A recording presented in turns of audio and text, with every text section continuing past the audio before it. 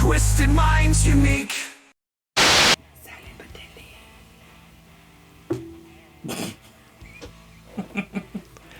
This one.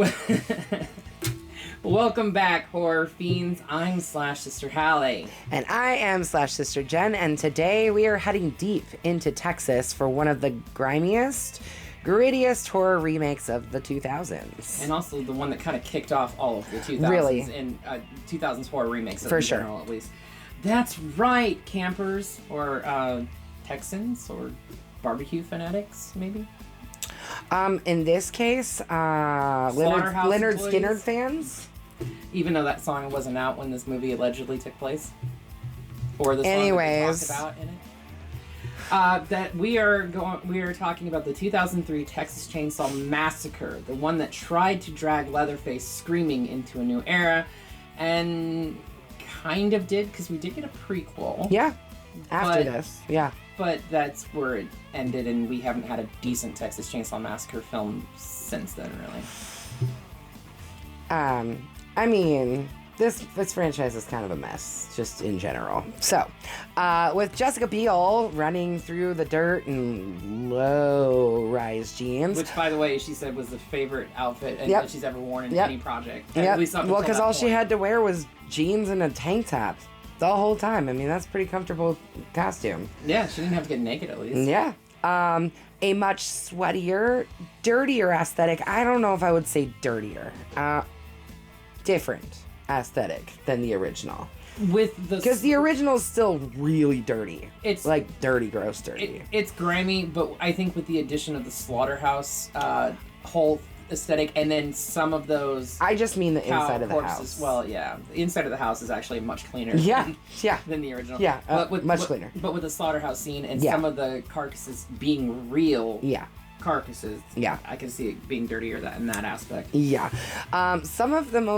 It's definitely got some of the more intense kills in the franchise. One that I would like to talk about when we get to it later. And we'll get to it. Yes. Let's just say this movie is all grime, all screaming, and way too much meat hook energy. There's a lot of meat hook energy in this one. And pride meat hook energy, too. Yes. And also, not nearly as much outright screaming as Sally does in the original. But there's still a lot of fucking screaming in this movie. No, Sally Hardesty definitely takes the cake for Scream Queen, in my opinion. Yes. Yeah, because that woman can scream. So, there you go. So, today we are breaking down whether the remake brought new life to Leatherface, or if it should have been left buried in the slaughterhouse. So grab your chainsaw, don't stop for hitchhikers, and whatever you do, don't open that basement door, or as the police call, furnace room door. Yeah. They don't call it a basement, they call it a furnace room. Yeah. So, it is time to saw our way into the Texas Chainsaw Massacre 2003. On August 18th, 1973, 5 young adults, Erin Hardesty, her boyfriend Kemper, and their friends Morgan, Andy, and Pepper, actually, they picked up Pepper. She's a hitchhiker. She's not their friend. No, Pepper's their friend. Yeah, they've only known her for 19 hours. She was literally hitchhiking outside of Boston. Oh, that's right. Then we're not talking about the actual hitchhiker. No. We're talking about Pepper. Pepper. Yeah, I guess I didn't realize that Pepper didn't really know them for that long. Yeah, but yeah, no, that makes because sense. she was making out with Morgan, I think, or Andy, the blonde. Yeah, Andy. Or whatever. And she's like, can you believe it? Only 19 hours we've known each other? Anyway, but they're traveling to a concert after visiting Mexico to purchase a marijuana. 2 pounds of it. Which, in 1973... is a lot. That's a lot. That's a lot. I mean, it's a lot now. 2 pounds is a lot now. If I got caught with 2 pounds of weed right now, I'd be in big shit. And even anybody gets caught with 2 pounds of weed. That's a lot. Shit. I mean, while it may be legal, it's not legal. Not legal in that quantity. No.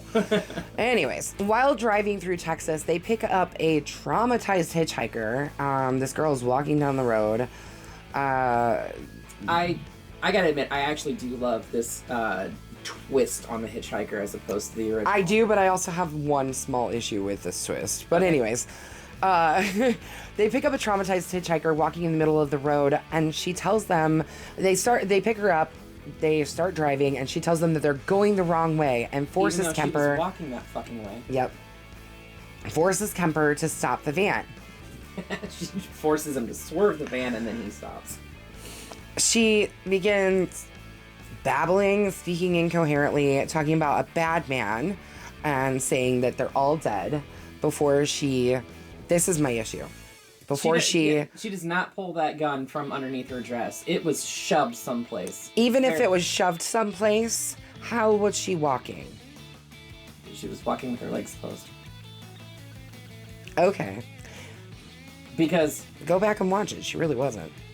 To keep a gun from falling out of your hoo-ha, you kind of need to keep things. I don't know. Anyways, that's besides the point. Plot devices and whatever. The girl pulls a weapon from between her legs betwixt her thighs and discharges it through her mouth. The only reason why I'm saying that I think it was shoved up her hoo-ha is because when she sticks her hand up underneath her dress, it's not bloody, and when she pulls it out, it's bloody. Yeah. Her hand is, that is. Yeah. So that's why I think that it was, like, rammed up there. Yeah, exactly.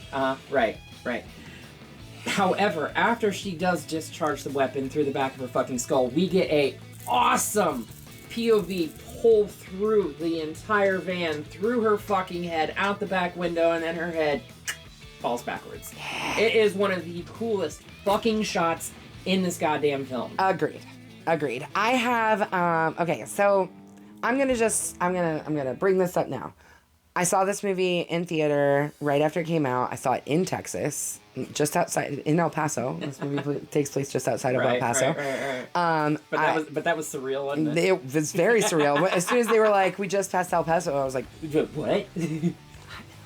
right now. Anyways, I came out of the theater very, very disappointed.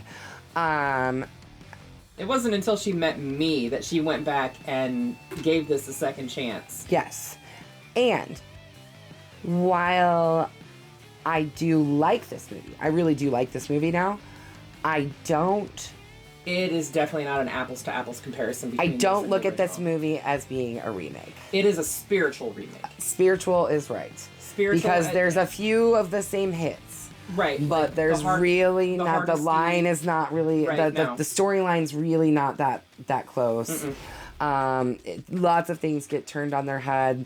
The names are not the same aside from Erin Hardesty, which I didn't know until we read it in the script just now that her last name was even Hardesty, because I don't think they mention it. No, they don't. They don't call her by her last name. No, they don't. It's just Erin, and Kemper is either Kemper or Kemp. Yeah. So I mean, it's kind of one of those things where I'm like, is it really even a remake or is it a reimagining? Because I don't look at this as being a remake.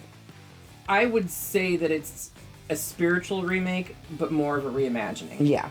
Because there is copious amounts of this film that are vastly different from the original. Yes. But it's still a Leatherface story. It's still a Texas Chainsaw Massacre story. Agreed. The family's different. The characters leading up to the family are different. The hitchhiker's completely different. But yeah. I think personally, I just don't even want to call this a remake anymore. That's my personal thoughts. But you also have to look at, this is getting off topic. But the thing is that like a lot of the Texas Chainsaw Massacres have a lot of the same beats. No, it does. A lot of the same characters that lay over, and like this is different from that. Like I'm looking at the fact that, and like I said, this is getting completely off topic, but in the vein of remakes, right? Before this, you had Psycho, which was a shot for shot, line for line remake.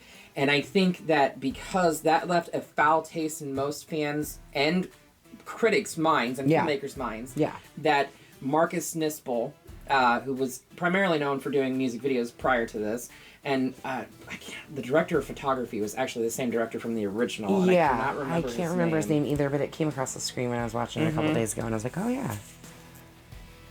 The thing is that they did have some people from the original that came back and helped with this film. Right. So, you know, in production and stuff. That's kind of where I was going with it. But I think that they altered the story just enough to leave diehard fans kind of guessing, oh, God, what's going to happen next?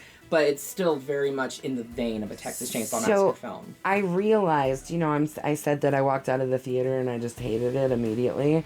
I realized when I was watching it again this time, what it was that I hated. And it was that for the original it feels so real. It really feels real. It feels like you're watching a documentary almost. Yeah, because of the way that the camera moves. Mm-hmm. Whereas the way that the camera moves in this is a lot more polished, even though the subject is very gritty and gross. So I think that was my thing, was that I was like, ugh, it's not the same type of gritty. It's way too polished to show this grittiness. I still kind of have that feeling, but I like this movie.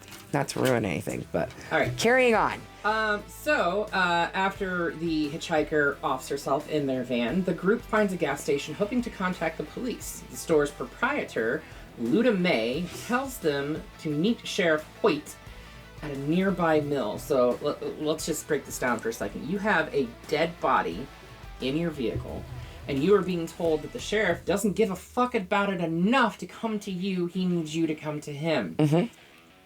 Isn't that disturbing a crime scene? Mm-hmm. Even in 73, isn't that disturbing a crime scene? Okay. Mm-hmm. Instead, they find Jedediah, a young boy who says Hoyt is at home getting drunk. Jedediah is actually the boy from The Ring. Yeah. I don't know if any of you knew that. Yep. Yes, that is the Ring 2 and this, I think, are the only films that he really hasn't done anything since.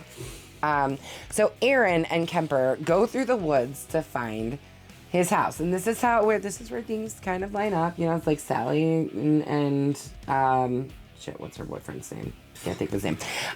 When they're walking, they go off to the, or no, it's not even Sally. It's their two friends. Mm-hmm. Sally doesn't go off the first time. No, because Sally, I believe, is with Franklin still. Yeah, yep. So anyways, Aaron and Kemper go through the woods to find the sheriff's house, leaving Morgan, Andy, and Pepper at the mill with Jedediah and the body in the van. They come across a plantation house, and only Aaron is allowed inside by Monty, an amputee who's in a wheelchair, and he allows her into the house to call for help. Right. Kemper decides to disobey Monty and enter the house anyway to look for Aaron when she's taking a little too fucking long to come back. Well, gee, why is she taking a little too fucking long to come back? We'll get there.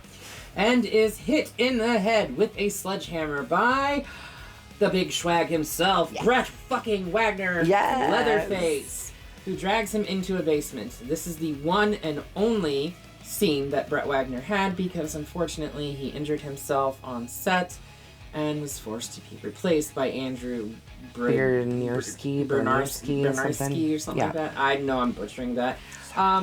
Brett Wagner, we just talked to him a couple days ago at Horror Fiesta 2025. If you weren't there, I'm wearing my Leatherface shirt. Why weren't you? It was a blast. Come on, you guys.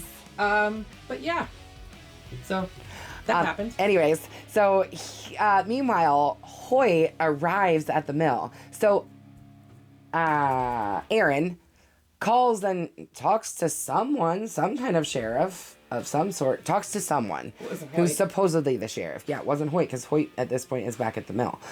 Mm-hmm. And Hoyt, by the way, is played by Arlie Emery. Yeah.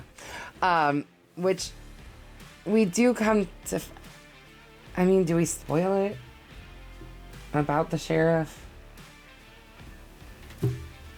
We come to find out in the prequel that he's not actually a sheriff. But it becomes pretty obvious that he's either not the sheriff or a sheriff who's seriously, seriously fucked up. Careful there, girl. Watch the leg. I went to shift my pants and I pinched the Tagaderm. I just got a tattoo on my thigh.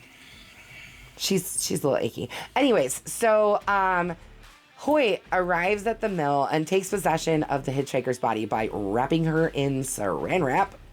But if you notice the scene, he starts with the head. Mm-hmm. and it cuts away, and then it cuts back, and then he's finishing with the head after the entire body has been wrapped. Yeah. That's Well, all thing.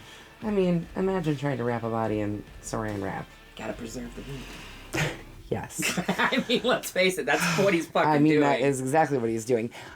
There's another thing that I have to talk about with that. Yes, he is preserving the meat, but in this film, it is not made abundantly obvious that they're eating these people. No, it is They just come off alluded as to. killers. It It's is alluded to, but that they may be cannibals, but in the grand scheme of things, it never explicitly shows them either consuming cooking or cooking. consuming, Yeah, with the exception of like Leatherface literally taking Kemper's face later. right. But that's not got anything to do with cannibalism. No, not technically. Yeah. So, I mean, really, that was my other kind of issue with this, is that, like, they're exclusively, obviously, cannibals in the first 3 films. Right. All I of mean, them. The dinner scene alone is fucking iconic. Yes. And it's nowhere to be found. It's in this. nowhere to be seen in this movie. So, anyways, after Erin realizes that Kemper is missing, she and Andy return to Monty's house. And there, Erin distracts Monty while Andy begins searching for Kemper. Meanwhile, back at the mill is Pepper and Morgan. They stay back while the two of them go. After realizing that Andy is inside, Monty summons Leatherface, who attacks Andy with a chainsaw. Andy fends him off as Erin escapes. After a brief chase, Leatherface catches up to Andy and saws off his left leg. Real quick, too. Just gone. Carrying Andy to the basement, Leatherface impales him on a meat hook, and we then don't actually see it. We don't actually see it, but it's a lot more visual than the original, right. But we don't actually see it. What I'm getting at here, though, is, and this is where the implication of cannibalism takes place. He salts his wound and wraps it in butcher paper. Yes, that's true. That to me is preserving the meat. The meat. Yes, agreed. So Erin returns to the mill. Before she and the others can leave, Sheriff Hoyt arrives. He kind of reaches into their van and finds a wacky tobacco cigarette on the dashboard.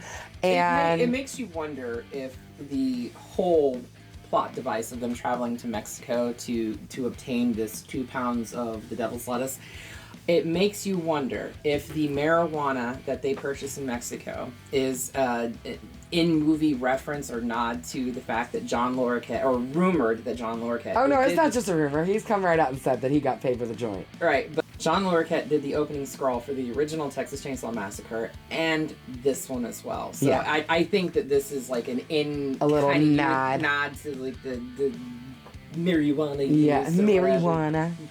I don't know. I just cross. feel like it kind of is. You know? Yeah. Oh, yeah, for sure. So they find Sheriff Hoyt finds a joint that was not fully smoked, just put out in an ashtray on the dashboard, and orders Erin and Pepper to get out of the van and instructs Morgan, and onto the ground. Really, he has them, all 3 of them, lay out onto the dirt. Then he pulls Morgan up and has him come into the van to reenact the hitchhiker's end-of-life scene using her gun. Right. Morgan attempts to shoot Hoyt, but the gun is not empty. loaded. Hoyt handcuffs Morgan and drives him back to the house, beating him along the way. Kind of a little reference to like when Sally got beaten by the cook. Right. Or what was in 3 where she was beating the one girl. Yeah. A lot of beating happens in this. They gotta tenderize the meat somehow. Yeah, well.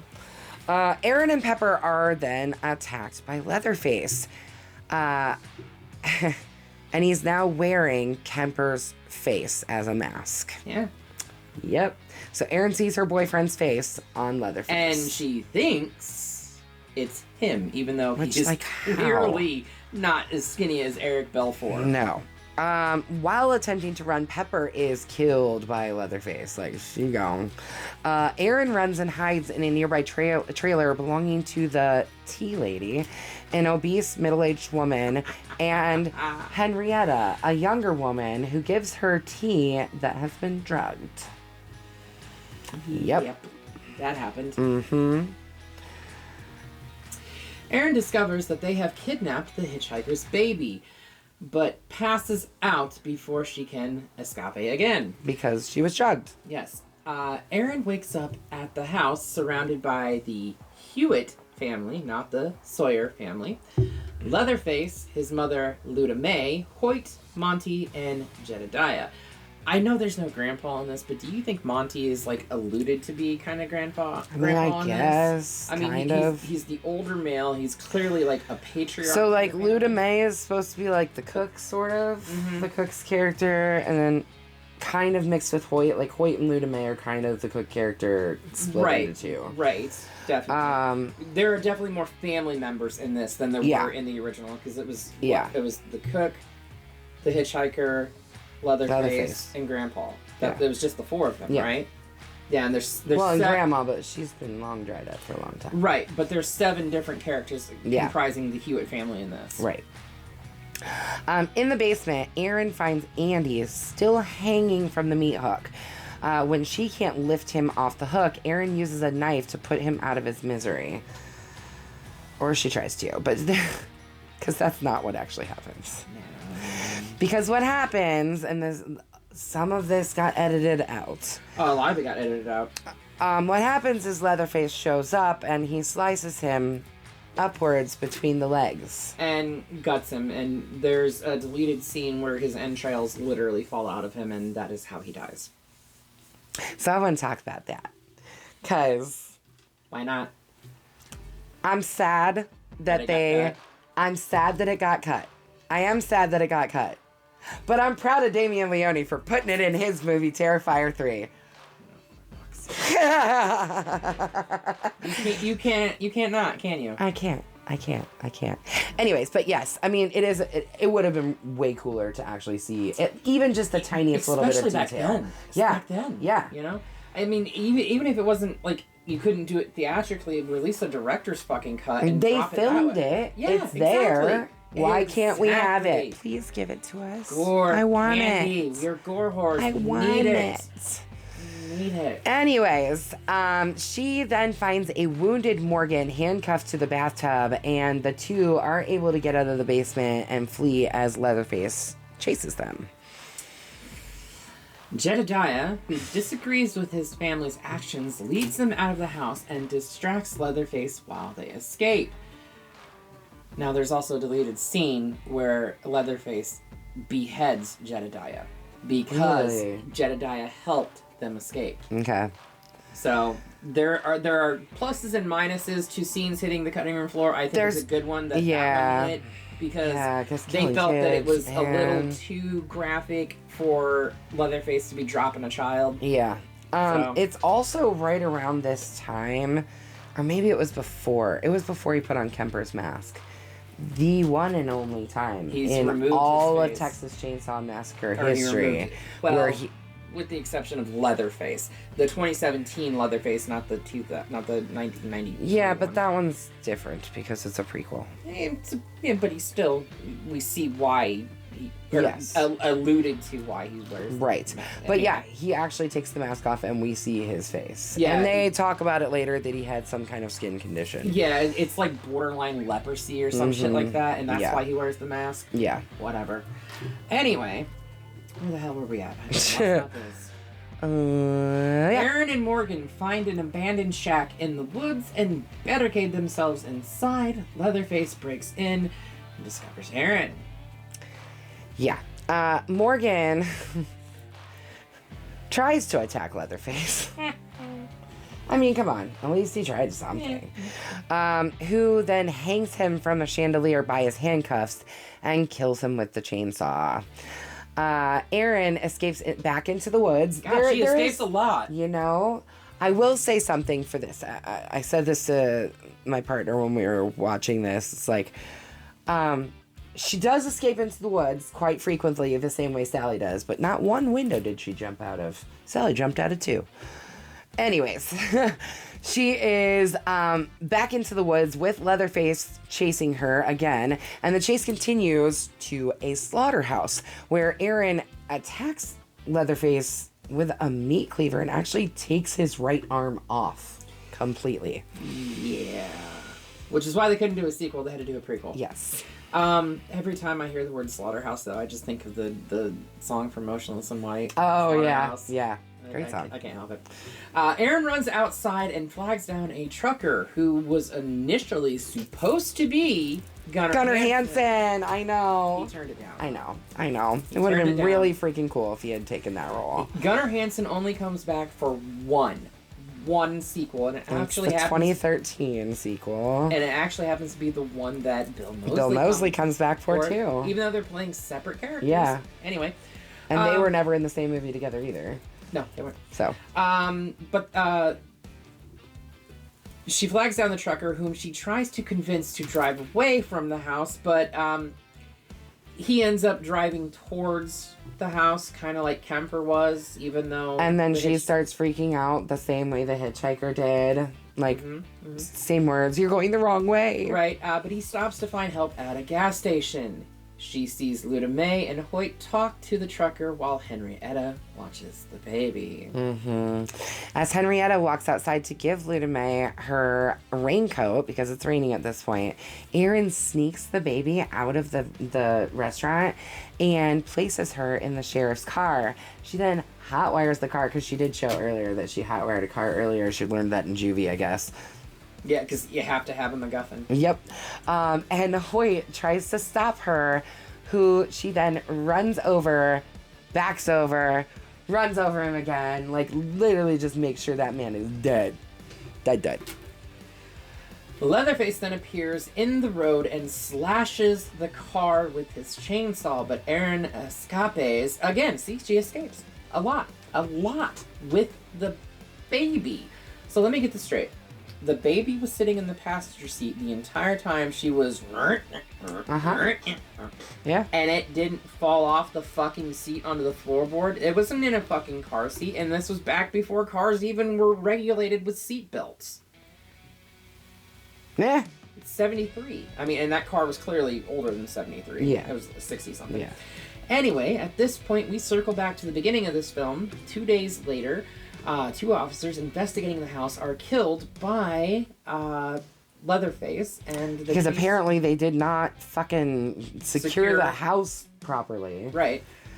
So Leatherface kills these 2 officers in what is tantamount to found footage. They're filming a walkthrough of the house and everything like that, and he attacks them, kills them, and is never seen again. Bum, bum, bum. No sequel. That's it. Just a prequel to this one. Yeah, prequel. Which we'll get to that eventually, too. Next week. Are we next week? Yeah. Okay. Cool. Yeah. So, my thoughts on this movie. It's still a bloody machete up for me. It is a bloody machete up. I like this movie a lot. I don't, as I was saying earlier, I don't really consider this to be a remake. Not really a remake. You know, I think it's just another story in the Texas Chainsaw Massacre canon. Right. Having watched this again with a more analytical mindset with this channel and everything, because let's face it, when I was watching this shit 20 years ago, I was not analyzing it nearly as hard as I am now. No. I 100% agree with you. It is not a remake. It is... Maybe a reimagining. It's a reimagining, definitely a reimagining. I just think it's a sequel. It's some of the same beats. It's I guess the better description for it would be a reinterpretation of the source material. Yeah. I guess that's the most apt description for it. It's a reinterpretation of the source material with completely different story beats, but in the same vein of the original. That's how I can classify that. Agreed. So bloody machete up from both of us. It's a great movie. I know there's people that probably had issues with it when it first came out. Go back and watch it again. I'm telling you, watch it again. It's good. The effects are good. Be honest that when like this like all kicked off, like in the early aughts where we were getting these remakes of these horror films, I absolutely ate the fuck out of them. Did you? I loved every single one of them because it was a more modern interpretation of the thing. Even though it's still taking place in 73, it's a more modern interpretation with way more gore than they could ever get away with in 74. Agreed. 100% more gore. Agreed. And honestly, at that particular point in time, 20 plus years ago, I didn't much care for the originals. They were kind of lame by comparison. I, however, since have changed my tune. I love the originals way more than the remakes, but the remakes still are good in their own right. Yes. Most of them. Yeah, and not all of them. And we'll get to those when we get to them. Yes. But yeah, we're getting to them soon. Don't worry. We're gonna get this out of here. I'm not throwing that far because it is a collector's box. It is. Well, last week we did a Hannibal Lecter film. Yeah. You want to do another one? Yeah. Should we do the same one? Sort of. Okay. Why not? Red Dragon. Red Dragon. Yes. Which is more closely in line with the book, but there's still things that are different, but it's more closely to the book, the original source material from Thomas Harris. Yes. So come back next week where we will be deep diving into Red Dragon, and make sure you slash the like button. How about that? Slash the subscribe button. Yeah, slash the stab subscribe that like button. Yeah, that's and it. Ringling the grave bell. It's not like we haven't been doing this for 3 fucking years, but you know, whatever. Sometimes the brain just goes. Well, you know, we're still hungover from Horror Fiesta, so we'll just chalk it up to Very that. tired. But that'll be in 2 days. Yes. 2 days. For our next video. Are you guys ready? We told you a couple weeks ago that it's spooky season and shit's about to get crazy. Are you ready for lots and lots of videos? All right, come back in 2 days. We're going to be diving into this. Until then, we will see you all in the afterlife.